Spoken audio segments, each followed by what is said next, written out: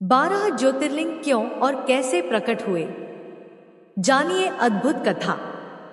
जय श्री कृष्णा, राधे राधे भक्तों, ओम नमो नारायणाय। यह कहानी उस समय की है जब सृष्टि का आरंभ हुआ था। त्रिदेव ब्रह्मा, विष्णु और महेश इस संसार के संचालक बने। यह कथा है भोलेनाथ के उन 12 रूपों की जो आज भी इस धरा पर ज्योतिर्मय स्वरूप में विराजमान है। दोस्तों, आज हम एक नई कहानी और एक नया वीडियो लेकर आपकी सेवा में उपस्थित हुए हैं। आज की कथा अत्यंत ज्ञानवर्धक और प्रेरणादायक है। कथा शुरू करने से पहले आपसे एक विनम्र निवेदन है।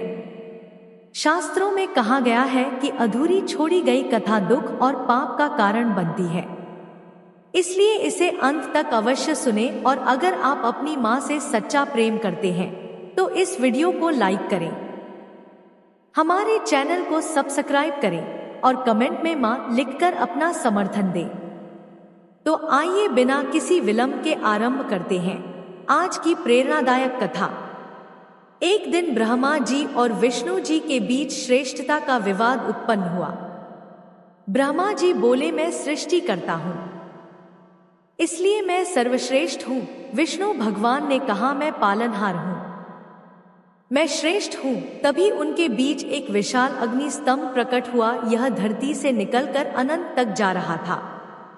स्तंभ से आवाज आई, तुम दोनों में कौन श्रेष्ठ है? यह जानने से पहले मेरे आदि और अंत को खोज लो। ब्रह्मा जी हंस पर सवार होकर ऊपर गए। विष्णु भगवान वराह रूप में नीचे गए। हजारों वर्ष बाद भी दोनों को स्तंभ का अंत नहीं मिला। जब वे वापस लौटे तो अग्नि स्तंभ से भगवान शिव प्रकट हुए। उन्होंने कहा, मैं आदि हूं, मैं अंत हूं, मैं सर्वत्र व्याप्त हूं। विष्णु भगवान ने तुरंत नमन किया, लेकिन ब्रह्मा जी ने केतकी फूल की झूठी गवाही से कहा कि उन्होंने शिखर देख लिया। शिव जी को क्रोध आया और उन्होंने कहा, आज से तुम्हारी पूजा संसार में नहीं होगी। यहीं से शुरू हुई ज्योतिर्लिंगों की कथा।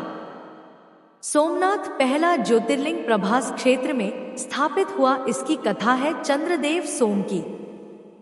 चंद्रदेव ने दक्ष प्रजापति की 27 कन्याओं से विवाह किया था, लेकिन उनका प्रेम केवल रोहिणी से था। बाकी 26 पत्नियों की उन्होंने उपेक्षा की। पत्नियों ने अपने पिता दक्ष से शिकायत की। दक्ष को बहुत क्रोध आया। उन्होंने चंद्रदेव को श्राप दे दिया, तुम क्षय को प्राप्त होगे, तुम्हारा तेज, तुम्हारी चमक सब नष्ट हो जाएगी। और ऐसा ही हुआ। चंद्रदेव दिन प्रतिदिन क्षीण होते गए। उनकी सुंदरता, उनका प्रकाश सब मिटने लगा। वे बहुत दुखी हुए। उन्होंने हर देवता से प्रार्थना की, लेकिन कोई उपाय नहीं मिला। अंत में उन्हें बताया गया कि केवल महादेव ही उन्हें इस श्राप से मुक्त कर सकते हैं। चंद्रदेव प्रभास क्षेत्र में आए और घोर तपस्या करने लगे। वे बिना अन्न जल के, बिना निद्रा के केवल शिव के नाम का जाप करते रहे। सहस्त्र वर्षों की तपस्या के बाद भगवान शिव प्रकट हुए। चंद्रदेव की आंखों में आंसू थे। वे बोले, प्रभु, मैंने अपराध किया, लेकिन मेरा नाश पूरे संसार के लिए अंधकार ले आएगा, मुझे क्षमा कीजिए। शिव जी ने करुणा से कहा, श्राप को पूरी तरह मिटाया नहीं जा सकता, लेकिन मैं तुम्हें अर्धचंद्र बनाऊंगा। 15 दिन तुम घटोगे और 15 दिन तुम बढ़ोगे। इस प्रकार तुम्हारा अस्तित्व बना रहेगा। और उसी स्थान पर भगवान शिव ज्योतिर्लिंग रूप में स्थापित हो गए। यह था सोमनाथ, सोमकेनाथ, चंद्रदेव के स्वामी। दूसरा ज्योतिर्लिंग मल्लिकार्जुन, आंध्र प्रदेश श्रीशैल पर्वत पर स्थित है। मल्लिकार्जुन ज्योतिर्लिंग, इसकी कथा है कार्तिकेय और गणेश जी की। एक बार नारद जी ने शिव पार्वती के दोनों पुत्रों में प्रतिस्पर्धा करवा दी। उन्होंने कहा कि जो सबसे पहले पूरे ब्रह्मांड की परिक्रमा करके आएगा, उसका विवाह पहले होगा। कार्तिकेय अपने मयूर पर सवार होकर तुरंत निकल पड़े। वे तीव्र गति से उड़ते हुए ब्रह्मांड की यात्रा पर चल दिए। लेकिन गणेश जी समझदार थे। उन्होंने शिव पार्वती की परिक्रमा की और कहा, माता पिता में ही सारा ब्रह्मांड समाया है, मैंने पूरे संसार की परिक्रमा कर ली। शिव पार्वती प्रसन्न हुए और गणेश जी का विवाह रिद्धि सिद्धि से करवा दिया। जब कार्तिकेय वापस लौटे और उन्हें यह पता चला तो वे बहुत क्रोधित हुए। उन्हें लगा कि उनके साथ अन्याय हुआ है। क्रोध में कार्तिकेय क्रौंच पर्वत पर चले गए और वहां रहने लगे। माता पार्वती को बहुत दुख हुआ। वे अपने पुत्र को मनाने गई, लेकिन कार्तिकेय ने उन्हें भी नहीं सुना। पार्वती जी ने शिव जी से प्रार्थना की। महादेव दोनों को लेकर कार्तिकेय के पास गए, लेकिन अभिमान में डूबे कार्तिकेय 3 क्रोश दूर चले गए। शिव पार्वती बहुत दुखी हुए। पार्वती जी की आंखों में आंसू आ गए। उन्होंने कहा, मेरा पुत्र मुझसे ही दूर भाग रहा है। मुझसे बड़ा दुख इस संसार में और क्या हो सकता है। माता के इस दुख को देखकर भगवान शिव ने उसी स्थान पर ज्योतिर्लिंग रूप में स्थापित होने का निर्णय लिया। वे बोले, मैं यहाँ सदा के लिए विराजूंगा ताकि जो भी पुत्र वियोग से दुखी हो वो यहाँ आकर शांति पा सके। और इस प्रकार मल्लिकार्जुन ज्योतिर्लिंग की स्थापना हुई। यह स्थान आज भी मातृशक्ति और शिव शक्ति के संयोग का प्रतीक है। यहाँ भ्रमरांबा देवी का भी निवास है। तीसरा ज्योतिर्लिंग महाकालेश्वर मध्य प्रदेश उज्जैन की धरती पर विराजमान है। महाकालेश्वर इनकी कथा है। समय के स्वामी की काल के महाकाल की उज्जैनी नगरी में एक ब्राह्मण रहता था। वेदप्रिया वो बहुत श्रद्धालु था। वो हर दिन मिट्टी का शिवलिंग बनाकर उसकी पूजा करता था। उसके 4 पुत्र भी उतने ही भक्त थे। उसी समय रत्नमाल नाम का एक असुर था। वो बहुत शक्तिशाली था और उसने शिव के भक्तों को सताना शुरू कर दिया। एक दिन उसने उज्जैनी पर आक्रमण कर दिया। वेदप्रिय और उसके पुत्र पूजा में लीन थे। उन्हें बाहर की कोई खबर नहीं थी। जब असुर उनके घर तक पहुंच गया तो वेदप्रिय ने केवल शिव का नाम लिया, है महादेव रक्षा करो। और अद्भुत घटना घटी। वो मिट्टी का शिवलिंग फट गया और उसमें से एक विशाल ज्योति प्रकट हुई। उस ज्योति से भगवान शिव प्रकट हुए, लेकिन यह कोई साधारण रूप नहीं था, यह महाकाल का रूप था। समय का सबसे भयंकर रूप। महाकाल का रूप इतना विकराल था कि सारी दिशाएं कांप उठी। उनकी 3 आंखें अग्नि की तरह जल रही थी।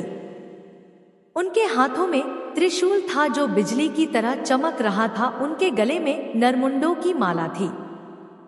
उनकी जटाओं से गंगा और विष दोनों प्रवाहित हो रहे थे। रत्नमाल असुर देखते ही रह गया। उसकी सारी शक्ति, उसका सारा अभिमान एक पल में राख हो गया। महाकाल ने एक ही क्षण में उसका संहार कर दिया। वेदप्रिय और उसके पुत्रों ने प्रार्थना की, प्रभु आप सदा यहीं रहिए, इस नगरी की रक्षा कीजिए। महाकाल बोले, मैं यहाँ सदा निवास करूंगा। मैं काल का भी काल हूँ। जो मुझे भजेगा उसे यमराज भी नहीं छू सकेगा। और आज भी महाकालेश्वर मंदिर में भस्म आरती होती है। यह एकमात्र ज्योतिर्लिंग है जो दक्षिण मुखी है, जो यमराज की दिशा की ओर मुंह किए हुए है। मानो महादेव स्वयं कह रहे हो, मेरे भक्त को छूने की हिम्मत मत करना।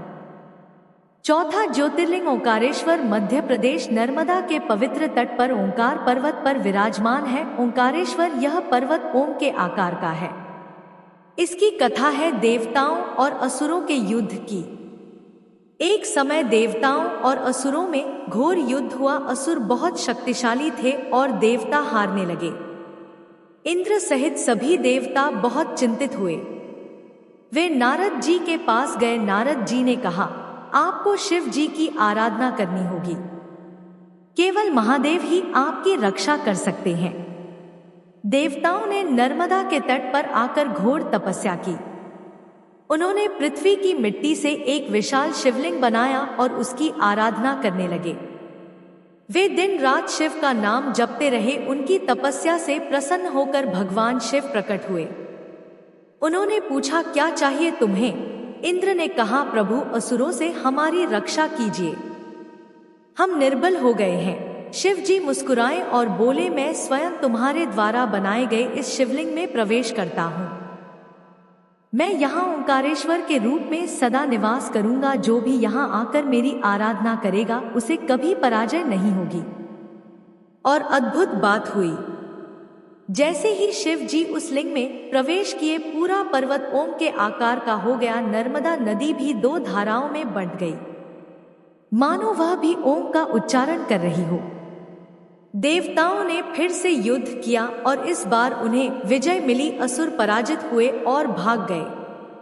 लेकिन कथा यही समाप्त नहीं होती। एक बार विंध्याचल पर्वत को अभिमान हो गया। वो सूर्य के मार्ग में आने लगा।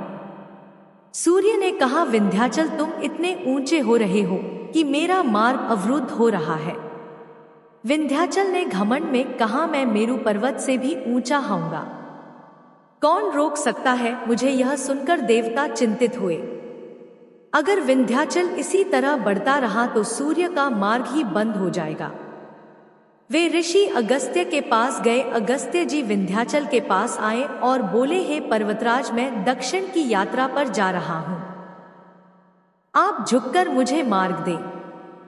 जब मैं वापस आऊंगा तब आप फिर से ऊंचे हो जाना। विंध्याचल ने गुरु का सम्मान करते हुए झुक गए। लेकिन अगस्त्य जी वापस नहीं लौटे और विंध्याचल आज भी उनकी प्रतीक्षा में झुके हुए हैं। इसी विंध्याचल के पास है ओंकारेश्वर। यहाँ का वातावरण इतना दिव्य है कि यहाँ आते ही मन शांत हो जाता है। नर्मदा की लहरें ओम का जाप करती प्रतीत होती है। पांचवा ज्योतिर्लिंग केदारनाथ, उत्तराखंड। हिमालय की बर्फीली चोटियों के बीच जहाँ धरती स्वर्ग से मिलती है, वहाँ विराजमान है केदारनाथ। इनकी कथा है, पांडवों की उस महान युद्ध के बाद की महाभारत का युद्ध समाप्त हो चुका था। कुरुक्षेत्र की धरती रक्त से लाल थी। करोड़ों योद्धाओं के शव बिछे थे। पांडवों ने युद्ध तो जीत लिया था, लेकिन उनका मन शांत नहीं था। वे अपने ही भाइयों, अपने ही गुरुजनों की हत्या के दोषी थे। युधिष्ठिर का हृदय पश्चाताप से भर गया। वे द्रौपदी सहित सभी भाइयों के साथ वेदव्यास जी के पास गए। रोते हुए बोले, गुरुदेव, हमने अपने ही परिवार का नाश कर दिया। यह पाप कैसे धुलेगा? व्यास जी ने कहा, तुम्हें ब्रह्मा हत्या और गौ हत्या का पाप लगा है। इससे मुक्ति केवल महादेव दे सकते हैं। तुम्हें शिव जी की खोज में जाना होगा। पांडव काशी पहुंचे, लेकिन शिव जी वहां नहीं मिले। वे जानते थे कि पांडव आ रहे हैं। वे नहीं चाहते थे कि इतनी आसानी से पांडवों को क्षमा मिल जाए। पांडवों को अपने पाप का भान होना आवश्यक था। शिव जी बैल का रूप धारण कर हिमालय की ओर चल दिए। पांडव भी उनका पीछा करते रहे। केदार में जाकर वो बैल गायों के झुंड में छिप गया। भीम समझ गए कि यह कोई साधारण बैल नहीं है। उन्होंने अपना विशाल रूप धारण किया और दो पहाड़ों पर अपने पैर रखकर खड़े हो गए। बाकी गाय तो उनके पैरों के बीच से निकल गई, लेकिन वो बैल नहीं निकला। जब भीम ने उसे पकड़ने की कोशिश की तो बैल जमीन में समाने लगा। भीम ने उसका पिछला भाग पकड़ लिया। शिव जी समझ गए कि पांडवों की भक्ति सच्ची है। वे प्रकट हुए और बोले, तुमने मुझे पकड़ लिया, तुम्हारा पश्चाताप सच्चा है, मैं तुम्हें क्षमा करता हूं। पांडवों की आंखों में आंसू आ गए। युधिष्ठिर बोले, प्रभु, आप यहीं सदा के लिए रहिए। जो भी पापी हो, जो भी दुखी हो, वो यहां आकर मुक्ति पा सके। शिव जी ने स्वीकृति दी और जहां भीम ने बैल का पिछला भाग पकड़ा था, वहां शिव जी ने ज्योतिर्लिंग रूप में स्थापित होने का निर्णय लिया। यही है केदारनाथ। छठवां ज्योतिर्लिंग भीम शंकर, महाराष्ट्र।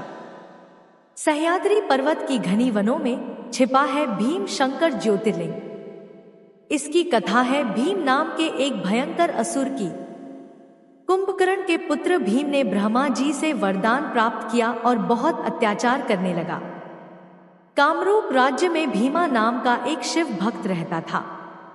भीम असुर ने उसे बहुत सताया। एक दिन भीम असुर ने कहा, तुम्हारा शिव कहाँ है? मेरा सामना करने को कहो। भीमा ने शिव का नाम लिया और आकाश फट गया। शिव जी ने भैरव रूप धारण किया और भीम असुर को त्रिशूल से बीध दिया। भीम असुर ने मरते समय क्षमा मांगी। शिव जी बोले तुम्हें मोक्ष मिलेगा। मैं यहाँ भीम शंकर के नाम से सदा विराजूंगा। यहाँ की नदी भीमा भी शिव के नाम पर है। 7वां ज्योतिर्लिंग काशी विश्वनाथ उत्तर प्रदेश काशी जिसे वाराणसी भी कहते हैं। यह केवल एक शहर नहीं है, यह है महादेव का निवास स्थान। यहाँ विराजमान है विश्वनाथ, संसार के नाथ। काशी की स्थापना स्वयं शिव जी ने की थी। यह धरती का सबसे प्राचीन शहर है। कहते हैं जब प्रलय होती है तब भी काशी अपनी जगह पर रहती है। शिव जी इसे अपने त्रिशूल पर उठा लेते हैं। काशी में विश्वनाथ ज्योतिर्लिंग की महिमा अपरंपार है। यहाँ आने मात्र से ही मोक्ष की प्राप्ति होती है। शिव जी यहाँ सबके कान में तारक मंत्र देते हैं। राम नाम सत्य है। काशी में एक और रहस्य है, यहाँ मणिकर्णिका घाट है। कहते हैं यहाँ जिसका अंतिम संस्कार होता है उसे सीधे मोक्ष मिल जाता है। 8वां ज्योतिर्लिंग त्र्यंबकेश्वर महाराष्ट्र गोदावरी नदी के उद्गम स्थल पर नासिक के पास स्थित है त्र्यंबकेश्वर ज्योतिर्लिंग। इसकी कथा है गौतम ऋषि और उनकी पत्नी अहल्या की। गौतम ऋषि बहुत तपस्वी थे। वे अपनी पत्नी अहल्या के साथ ब्रह्मगिरी पर्वत पर रहते थे। उनका आश्रम बहुत सुंदर था। एक बार 12 वर्षों का भयंकर अकाल पड़ा। सारी नदियां सूख गई, पेड़ पौधे मुरझा गए, लोग भूख प्यास से मरने लगे। लेकिन गौतम ऋषि के आश्रम में सब कुछ हरा भरा था। उन्होंने वरुण देव की आराधना से जल प्राप्त किया था। दूर दूर से ऋषि मुनि गौतम जी के आश्रम में आने लगे। गौतम जी ने सबका स्वागत किया। उन्होंने किसी को भी भूखा प्यासा नहीं जाने दिया। लेकिन कुछ ऋषियों के मन में ईर्ष्या जाग उठी। वे सोचने लगे कि गौतम के कारण उनका महत्व कम हो रहा है। उन्होंने एक षड्यंत्र रचा। एक दिन जब गौतम जी खेत में गाय चरा रहे थे तो उन ईर्ष्यालु ऋषियों ने माया से एक गाय बनाई और उसे गौतम के खेत में भेज दिया। जब गौतम जी ने उसे भगाने के लिए घास का एक तिनका भी फेंका तो वह गाय मर गई। गौ हत्या का पाप बहुत बड़ा पाप था। सभी ऋषि गौतम जी को कोसने लगे। गौतम जी को बहुत दुख हुआ। उन्होंने सभी ऋषियों से पूछा इस पाप से मुक्ति का क्या उपाय है। ऋषियों ने कहा तुम्हें ब्रह्मगिरी की 7 बार परिक्रमा करनी होगी। तुम्हें गंगा को यहाँ लाना होगा और शिव जी की आराधना करनी होगी। गौतम जी ने वैसा ही किया। उन्होंने घोर तपस्या की। उनकी तपस्या से प्रसन्न होकर भगवान शिव प्रकट हुए। गौतम जी ने प्रार्थना की प्रभु मुझे गौ हत्या के पाप से मुक्त कीजिए। शिव जी बोले तुमने कोई पाप नहीं किया, यह एक षड्यंत्र था, लेकिन तुम्हारी भक्ति देखकर मैं प्रसन्न हूँ। मैं गंगा को यहाँ लाऊंगा और स्वयं यहाँ निवास करूंगा। और शिव जी ने अपनी जटाओं से गंगा को निकाला, लेकिन गंगा को अहंकार हो गया। वे बोली मैं तो केवल काशी में रहूंगी। शिव जी को क्रोध आया। उन्होंने गंगा को अपनी जटाओं में बांध लिया। गंगा ने क्षमा मांगी, तब शिव जी ने उन्हें मुक्त किया और वे गोदावरी के नाम से बहने लगी। त्र्यंबकेश्वर में शिवलिंग बहुत अद्भुत है। यह एक छोटे कुएं में है और उसमें 3 मुख दिखाई देते हैं, ब्रह्मा, विष्णु और महेश के। इसलिए इसे त्र्यंबकेश्वर यानी 3 नेत्रों वाला भगवान कहते हैं। 9वां ज्योतिर्लिंग वैद्यनाथ झारखंड देवघर में स्थित है। वैद्यनाथ ज्योतिर्लिंग, इसकी कथा है लंकापति रावण की। रावण बहुत बड़ा विद्वान था। उसने चारों वेद पढ़े थे। वह शिव का परम भक्त भी था, लेकिन उसमें अहंकार भी बहुत था। एक बार रावण ने सोचा कि वह शिव जी को प्रसन्न करके उनसे अमरता का वरदान मांगेगा। उसने कैलाश पर्वत पर जाकर घोर तपस्या शुरू की। रावण की तपस्या इतनी कठोर थी कि देवता भी चकित रह गए। उसने एक एक करके अपने 10 सिर शिव जी को अर्पित करने शुरू कर दिए। जब उसने 9वां सिर काट दिया तो शिव जी प्रकट हुए। शिव जी बोले रावण तुम्हारी भक्ति अद्वितीय है, मैं तुमसे प्रसन्न हूँ, वरदान मांगो। रावण ने कहा प्रभु मुझे अमरता दीजिए। शिव जी ने कहा यह संभव नहीं। कुछ और मांगो। रावण ने सोचा और बोला, तो मुझे इतनी शक्ति दीजिए कि मैं अपराजित रहूं और आप मेरे साथ लंका चलिए। शिव जी ने अमरता तो नहीं दी, लेकिन उन्होंने रावण को अपार शक्ति दी और एक शिवलिंग देकर बोले, यह लिंग तुम लंका ले जा सकते हो, लेकिन एक शर्त है, इसे जमीन पर मत रखना। अगर यह जमीन को छू गया तो वहीं स्थापित हो जाएगा। रावण खुशी खुशी शिवलिंग लेकर चला। देवता चिंतित हो गए। अगर शिव रावण के साथ चले गए तो रावण और भी शक्तिशाली हो जाएगा। देवताओं ने गणेश जी से प्रार्थना की। गणेश जी ने एक युक्ति सोची। उन्होंने एक गधिये का रूप धारण किया और रावण के रास्ते में आ गए। जब रावण देवघर के पास पहुंचा तो उसे बहुत तेज लघु शंका लगी, लेकिन शिवलिंग को जमीन पर नहीं रख सकता था। तभी गणेश जी गधिये के रूप में आए। रावण ने उनसे कहा, क्या तुम थोड़ी देर यह शिवलिंग पकड़ सकते हो? मैं लघु शंका करके आता हूं। गधिया बोला, ठीक है, लेकिन मैं ज्यादा देर नहीं पकड़ सकता। अगर तुम जल्दी नहीं आए तो मैं इसे जमीन पर रख दूंगा। रावण जल्दी से गया, लेकिन गणेश जी ने माया से ऐसा किया कि रावण को वापस आने में बहुत समय लग गया और गधिये ने शिवलिंग को जमीन पर रख दिया। जब रावण वापस आया तो शिवलिंग जमीन में स्थापित हो चुका था। रावण ने बहुत कोशिश की उसे उखाड़ने की, लेकिन वो नहीं हिला। रावण को बहुत गुस्सा आया, लेकिन फिर उसे समझ आया कि यह शिव जी की ही इच्छा थी। रावण ने वही शिव जी की पूजा की।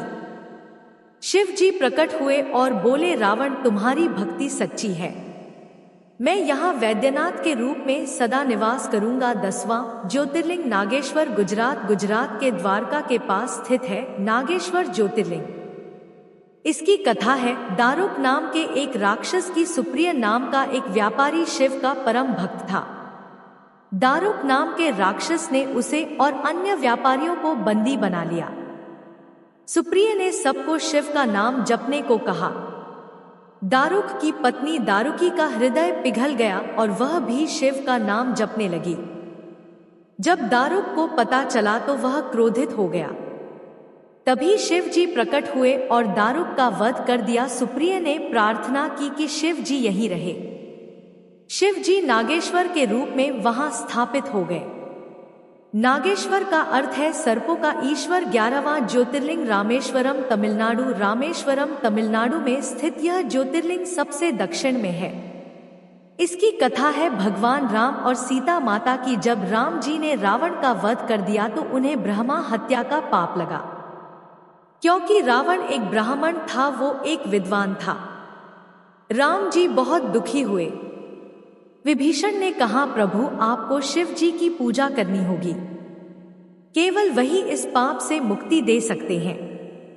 राम जी ने कहा, लेकिन शिवलिंग कहाँ से लाएं? यह तो सागर के बीच में है। विभीषण बोले, मैं काशी से शिवलिंग लेकर आता हूं, आप प्रतीक्षा कीजिए। विभीषण गए, लेकिन शुभ मुहूर्त का समय आ गया और विभीषण वापस नहीं लौटे। सीता जी ने कहा, प्रभु मुहूर्त निकल रहा है, आप रेत का शिवलिंग बना लीजिए। राम जी ने रेत से एक शिवलिंग बनाया और उसकी पूजा की। जैसे ही उन्होंने पूजा पूरी की, शिव जी प्रकट हुए और उन्हें सभी पापों से मुक्त कर दिया। तभी विभीषण काशी से शिवलिंग लेकर आए। जब उन्होंने देखा कि राम जी ने रेत का लिंग बना लिया है तो वे बहुत दुखी हुए। उन्हें लगा कि उनकी सारी मेहनत बेकार चली गई। राम जी ने उनकी दुविधा समझी। उन्होंने कहा, विभीषण तुम जो लिंग लाए हो उसे भी यही स्थापित करो, यह भी पूजा जाएगा। लेकिन विभीषण ने कहा, नहीं प्रभु, आपने जो लिंग बनाया है वो श्रेष्ठ है, उसकी पहले पूजा होनी चाहिए।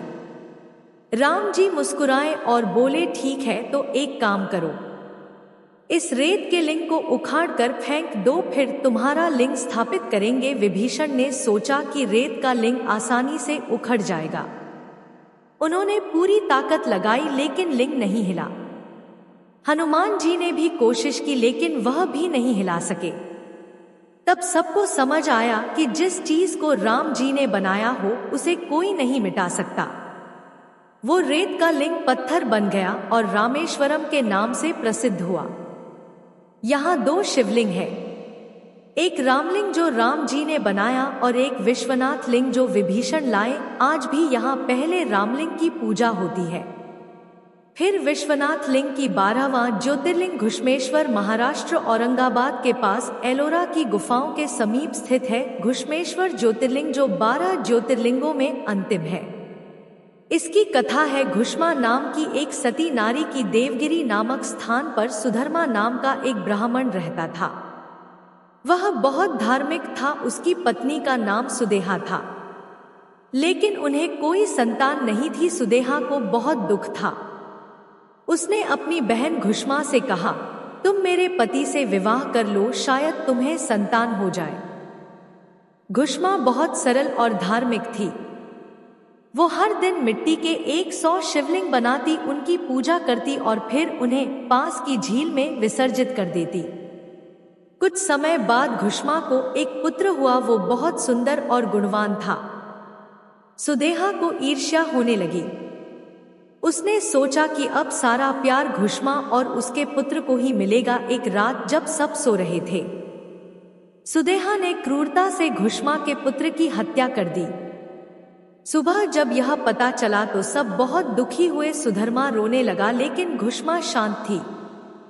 उसकी आंखों में आंसू थे, लेकिन वो क्रोधित नहीं थी। वो बोली, यह तो भगवान की इच्छा है, मैं उन्हें स्वीकार करती हूँ। और अद्भुत बात यह है कि घुश्मा ने अपनी पूजा नहीं छोड़ी। वो रोज वैसे ही शिवलिंग बनाती, पूजा करती और विसर्जित करती। एक दिन जब वह पूजा कर रही थी तो भगवान शिव प्रकट हुए। उन्होंने कहा, घुश्मा, तुम्हारी भक्ति अद्भुत है। तुमने अपने पुत्र को खोया, लेकिन फिर भी तुमने मुझे नहीं छोड़ा। मैं तुमसे बहुत प्रसन्न हूँ। वरदान मांगो। घुश्मा ने कहा, प्रभु, मुझे कुछ नहीं चाहिए, बस आप सबको सद्बुद्धि दीजिए। शिव जी मुस्कुराए और बोले, ऐसी निस्वार्थ भक्ति मैंने बहुत कम देखी है।